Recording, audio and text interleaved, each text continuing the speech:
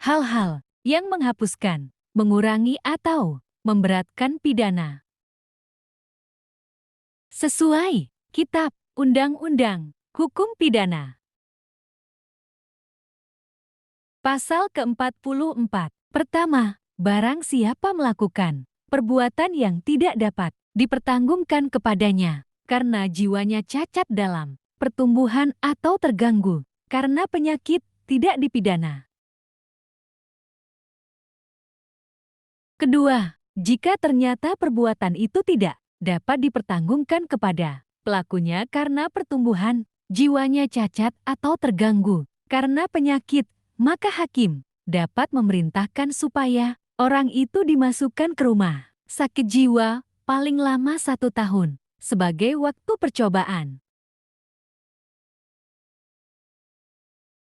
Ketiga, ketentuan dalam ayat 2 hanya berlaku bagi Mahkamah Agung, Pengadilan Tinggi, dan Pengadilan Negeri.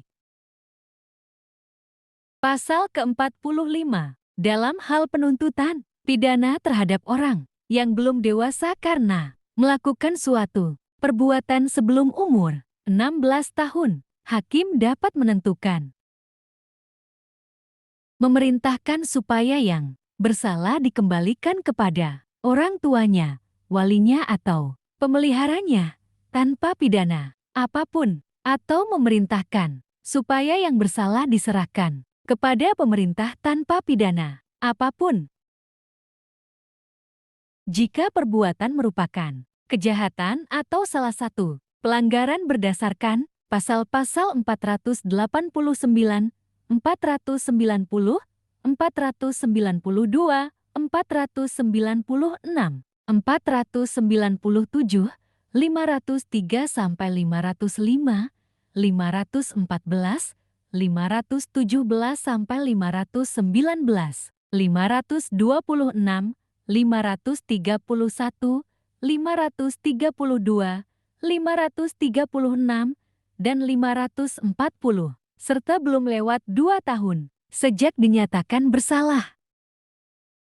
Pasal ke-46. Pertama, jika hakim memerintahkan supaya yang bersalah diserahkan kepada pemerintah, maka ia dimasukkan dalam rumah pendidikan negara supaya menerima pendidikan dari pemerintah atau di kemudian hari dengan cara lain atau diserahkan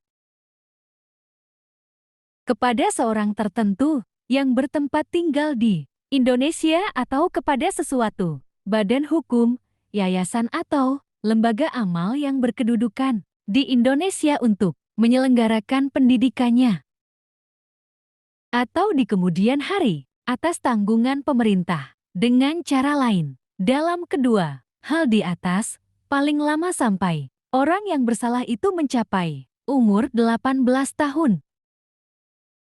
Kedua, aturan untuk melaksanakan ayat 1 pasal ini ditetapkan dengan undang-undang.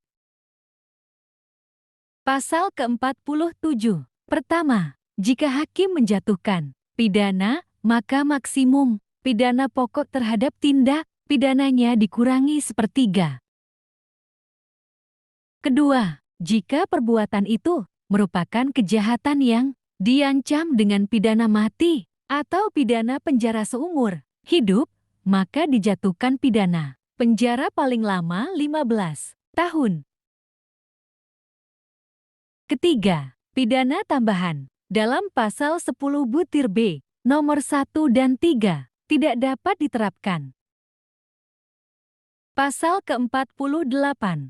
Barang siapa melakukan perbuatan karena pengaruh da paksa, tidak dipidana. Pasal ke-49.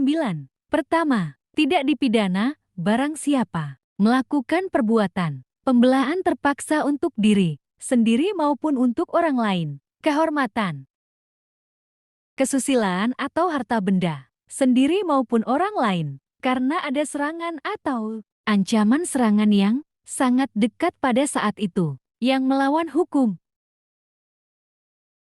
Kedua, pembelaan terpaksa yang melampaui batas, yang langsung disebabkan oleh keguncangan jiwa yang hebat karena serangan atau ancaman serangan itu tidak dipidana. Pasal ke-50. Barang siapa melakukan perbuatan untuk melaksanakan ketentuan undang-undang tidak dipidana.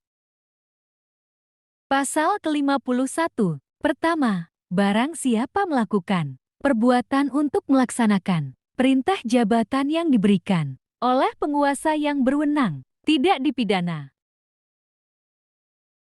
Kedua, perintah jabatan tanpa wewenang tidak menyebabkan hapusnya pidana, kecuali jika yang diperintah dengan itikat baik mengira bahwa perintah diberikan dengan wewenang dan pelaksanaannya, termasuk dalam lingkungan pekerjaannya. Pasal ke-52. Bila mana seorang pejabat karena melakukan perbuatan pidana, melanggar suatu kewajiban khusus dari jabatannya, atau pada waktu melakukan perbuatan pidana, memakai kekuasaan, kesempatan, atau sarana yang diberikan kepadanya karena jabatannya, pidananya dapat ditambah sepertiga.